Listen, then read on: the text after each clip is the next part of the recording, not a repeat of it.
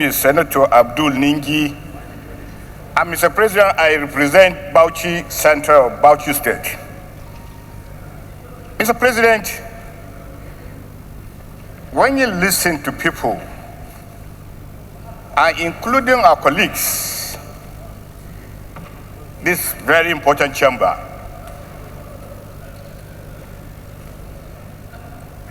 and the catchword is caution. Mr. President, we cannot pretend that those killed are not human beings. Neither can we pretend those killed are Nigerians. Mr. President, this issue has been in the front burner for almost 2 months. And this chamber had a luxury to discuss this matter. I recall the very strong language that my brother Senator Adam Oshiomole used, which a cross-section of the media condemned. Mr. President, this chamber is people's chamber. We are representing Nigerians in Nigeria and diaspora. And when you say caution, what do you mean by that? When the government says caution, what does the government mean by that? Caution like that, like how? Nigerians have been killed left, right, and center. And there has never been any action except to condemn this thing by mouth. This xenophobic attack is not done by mouth. It's done physically. You imagine, Mr. President, somebody in his own house, somebody in his own place of business, without no notice, and then mobs begin to chase that man, kill him, burn him. As we are talking today, over 1,200 Nigerians are already being evacuated. And what does the government do? Caution. Caution what? Caution what? Are we not Nigerians? Don't Nigerians deserve to live in other countries? Even if they are armed robbers, even if they are criminals, are they supposed to be killed in that kind of manner? And that's why countries like United States of America is different. And that's why you could see the connection between United States citizens and their country. Here we don't care. It doesn't matter. Yet, the cornerstone of Nigerian foreign policy is Africa. But that has to change. We must show Nigerians in diaspora that we care. We must show that we care, that we have a government that can protect them. Simplicity, Mr. President, talking, lamenting, is not going to take us anywhere. There has to be an action. And actually, let's sever diplomatic relationship with South Africa. Let's sever relationship with South Africa. So if we do that, we are sending a signal. But every time we come here to this chamber, and I like the motion presented by my younger brother Suko. We can't keep quiet, Mr. President. Enough is enough. Silence is no longer golden. A so-called giant of Africa. Our citizens have been killed left, right, and center, and all that we do here is caution. Caution my foot. Pardon me for using that language. There must be an action. And this chamber, Mr. President, must rise to this occasion and tell the federal government that it's enough. Severe relationship with South Africa. Severe complete relationship with South Africa. Thank you. You have exhausted your time. And I said he was going to speak last, but I can see Senator Babangida was saying he wants to speak. I will give you 1 minute because... Mr. President, thank you. My name is Adam Oshiomole. I represent the great people of Edo North in Edo State. I rise to move the following comments by a South African minister to the effect that compensation will not be paid to those Nigerians whose properties were looted, shop burnt, and even life taken. But the government of Nigeria reciprocate by appropriating the profit accruing from South Africa shares in all South Africa companies in Nigeria, including their banks, IBCT, that the money be seized and used to pay Nigerians. Taking into account that this decision to give Nigerians June 30th as deadline was taken by a mob and respected by the government of South Africa. So we can't allow our people to come, we take taxpayers' money to pay compensation when South Africa investment and profit is being taken away. I urge that the profit be appropriated and use it to settle those who have been brutally destroyed, business burnt, life lost. Thank you. It does not require any further investigation because the facts are self-evident. Thank you very much. Before we move ahead with his actual prayer, let me just say one thing. Nobody is happy with what is going on in South Africa. The way those gangs of protesters, or whatever you want to call them, are going about doing what they are doing as we speak is not in line with civility. It's uncivilized. We see what is happening in America, but who is doing that? They call them ICE, a government body moving around to check illegal residents, getting them arrested, and so on and so forth. But now, gangs going around in the name of protesters, persecuting, intimidating people, killing people in the name of protest is not something that should be accepted. It's unacceptable. We cannot allow that.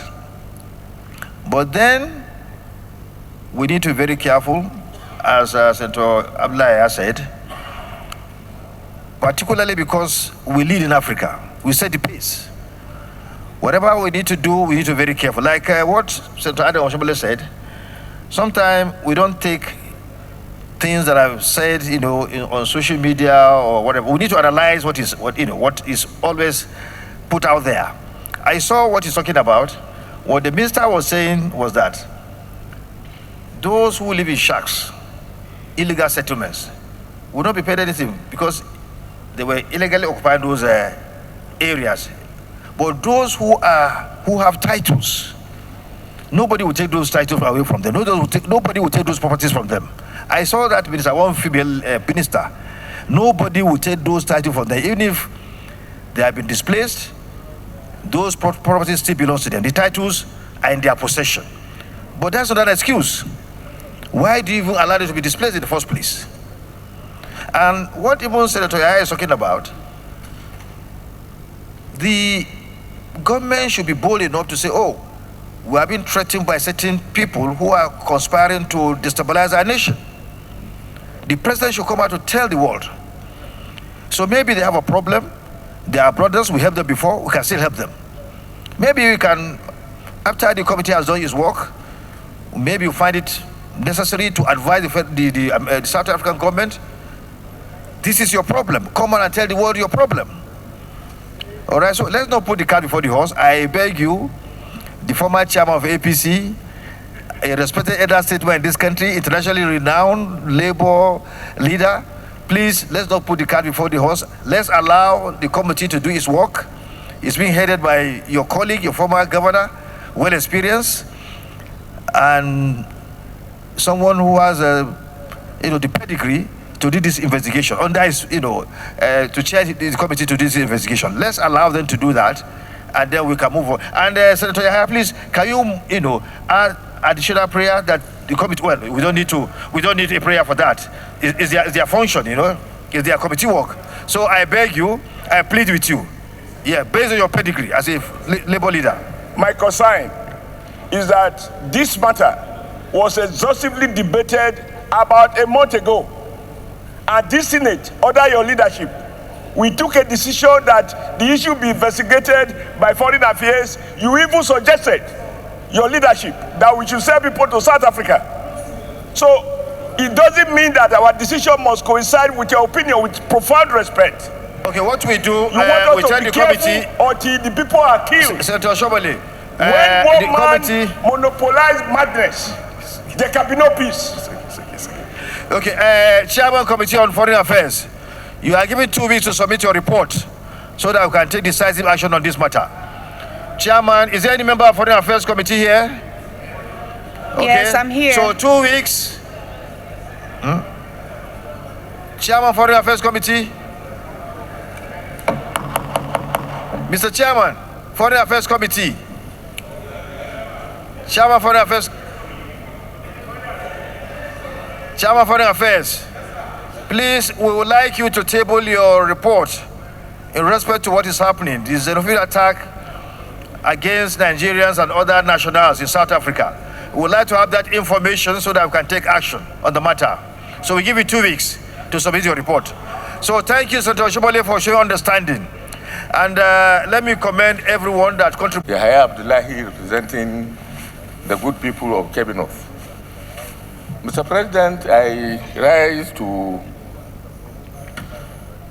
align myself with all the presentations that have been made by my colleagues. And I also respect their candor and their indignation at what is happening in South Africa today.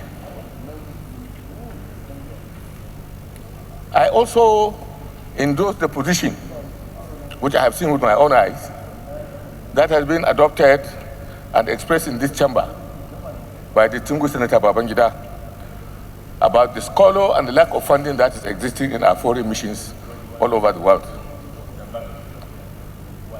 This is not what Nigeria represents. And I think the most important thing is to get our foreign affairs and its institutions in order. Mr. President, I am an old university teacher.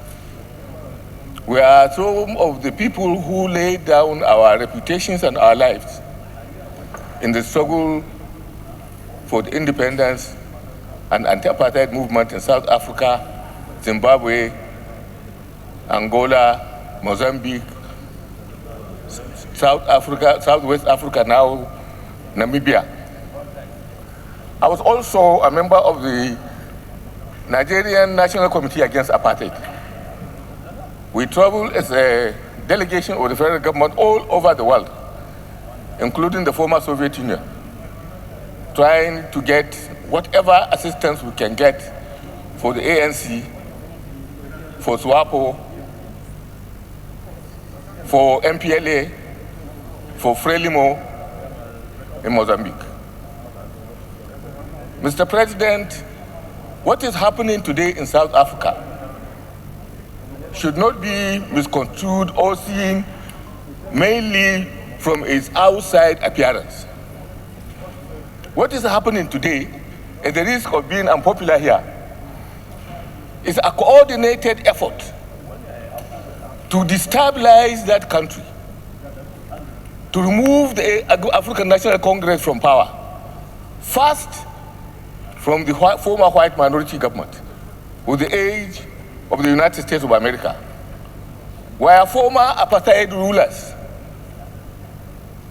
have complained that they are being oppressed, forgetting the more than 100 years of oppression that they have meted to black South Africans. On the other side, there's a mobilization. Now on the black side, mainly from former President Zuma and the Inkatha, to delegitimize South African government with the support of other African countries. The position of those people who are now xenophobically attacking other Africans has a political purpose. And the purpose is to delegitimize the government, first from the right wing of the white South Africans, and now coming from the black ones. This situation could be very, very dangerous for this country if we don't recognize the alliance that is coming to destroy the ruling party in South Africa. Therefore, we should trade, as much as we don't understand, we should trade with trepidation and very careful consideration about this conspiracy that is taking place in South Africa. Mr. Chairman, as much as I endorse the sentiments that have been expressed here, I think we should think this thing through very thoroughly so that appropriate action can be taken to support the government of South Africa against these countervailing forces that are trying to destroy and destabilize it. Thank you. Well, before we go to the prayers, we need to reflect. Senator Wasiu Sonny Eshinlokun, representing the Lagos Central. I want to thank Senator Akpabio for bringing this matter forward, though one will have suggested or one might think that it is it not late, but it is better late than never. I think first and foremost, I think Nigeria and Nigerians should be the centerpiece of our foreign policy. Any harm to any Nigerian should be taken seriously. The South Africans who are engaged in this xenophobic attack forget that without Nigeria, that South Africa may not be what it is today. It is our contribution with others that free them from apartheid. And having done a lot, killing our people, destroying their businesses without prior notice, without any law, without any government, I guess that it is also going to be good if we put them on notice that all South African businesses in Nigeria may also suffer. It will not suffer the brutish attack, but we can also nationalize and use the proceeds to pay compensation to those who were displaced from South Africans. They have Econet, they have DSTV in Nigeria that are making a lot of money, MTN. So there is no point that we can nationalize them and use the proceeds to pay those who were attacked or suffer losses from their country.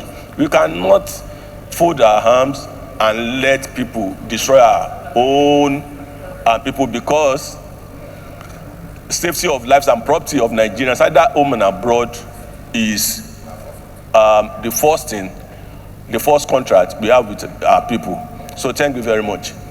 The last but not the least, Senator Ahmed Abdul Nigi. My name is Mohamed Tahir Munguno.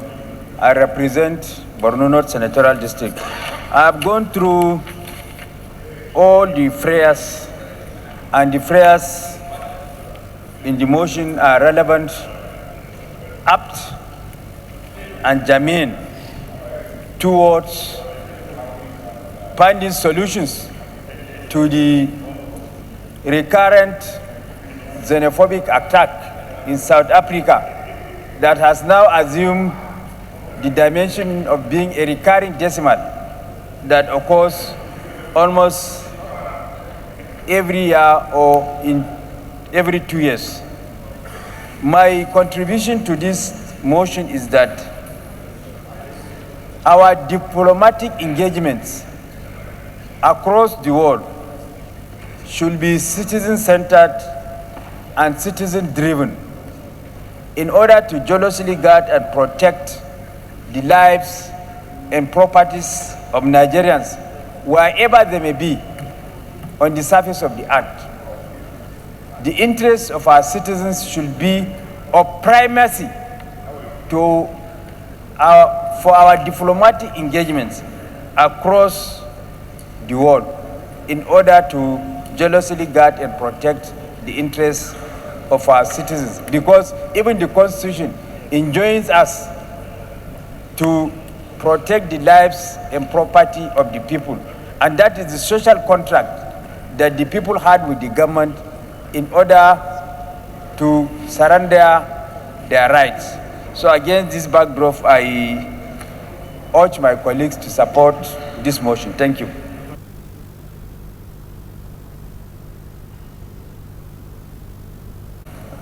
My name is Ojo Zokalo. I represent Abia North. Mr. President is supporting the motion ably moved by Senator Asoko Ekpenyong. South Africa used to be very close to Nigeria, and I remember all the good things we have done to that country. First, I would like to thank President Bola Tinubu through the Ministry of Foreign Affairs in bringing back our citizens in South Africa.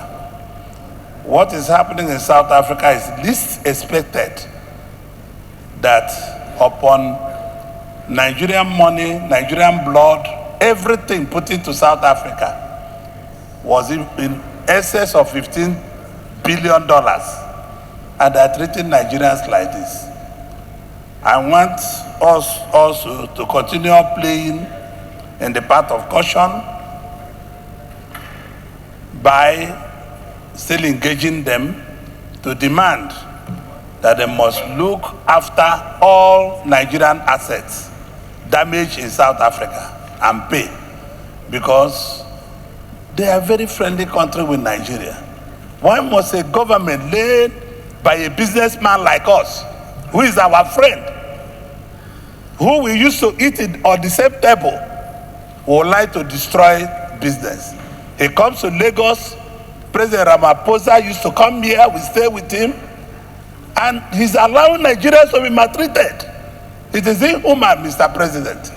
And I'm sure any right-thinking Nigeria, any right-thinking person in Africa will condemn that because of the money Nigeria spent on that. But even at that, I will still ask Nigerians to deal on the path of caution. I like the way President Tinubu has been handling this matter. We are not going to go forcefully. We are going to go with a dialogue. We are going to use the international courts, international community to deal with them. Thank you, Mr. President, for allowing me to say my mind. Thank you very much. Businesses in Nigeria, like MTN, MultiChoice, etc., should be nationalized, and the proceeds/shares be used to pay Nigerians and Nigerian businesses who have suffered losses in the xenophobic attack in South Africa. Well, you had the liberty to bring any additional prayer, but I said earlier that there's a need, in view of what Senator Abdullahi Yahya told us, that we should allow our Committee on Foreign Affairs to investigate. Nigeria is the giant of Africa. We lead in Africa. We lead, whether anybody likes it or not. We set the pace. So being the leading country in Africa, we need to lead by example. I think we need to allow that committee to investigate, look at the entire scenario, the conspiracy angle to what is happening, and once we've gotten the necessary information, well-informed facts, then we can take action in line with what you've said. So I think I'll urge you to step down this prayer until we're able to do that. I know you do. Mr. President, based on an advice, I wish to step down the additional prayer. Thank you. God bless you. Senator Abdullah Nigi. Mr. Additional prayer is that the President and Commander-in-Chief of the Nigerian Armed Forces should be directed, coming from the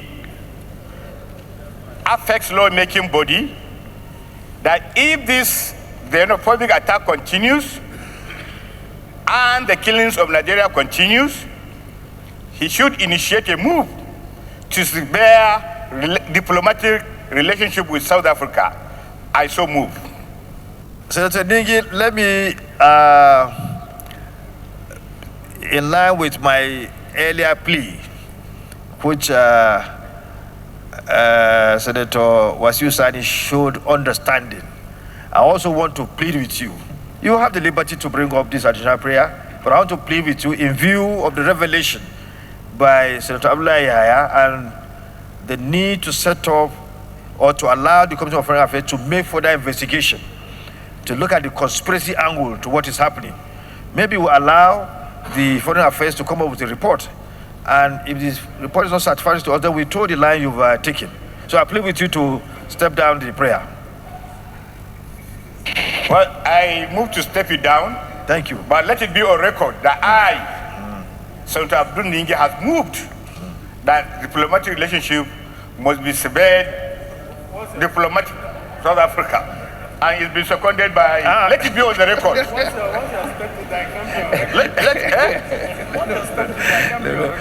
Thank you. A footnote under the... Thank you very much. Thank you for showing understanding. Thank you very much for showing understanding. And I want to tell you that it is known to all that the government of Nigeria is doing very well through the Minister of Foreign Affairs and also the Diaspora Commission to take care of those that have been affected by this heinous act by those who are perpetrated in South Africa. So the government of Nigeria is doing very well in this regard. Senator Nigi, as an opposition senator, said Nigerian government is not doing well on that. We are doing well. We are doing well. What you said is to add more, to give more attention to what is going on. But the government is doing very, very well. And I can assure you that they are always in touch with our citizens in South Africa on a daily basis. So thank you very much. And we hope the South African government will listen and try to look inwards on how to deal with this matter. Allowing talks in the name of protest to harass, steal loot people's property should not be allowed. And even some people are even talking about going to the International Court of Justice to seek redress. So they should be very careful. They were the ones that went to that court, to seek redress on behalf of the Palestinians. So it is going to be something that will surprise the world if nations begin to go to ICJ to seek redress for their nationals that have been killed, maimed in South Africa. They should look inwards to solve this problem. So thank you very much, and I commend Senator Asuko for bringing forward this motion. Thank you very much. Leader of the Senate. Point.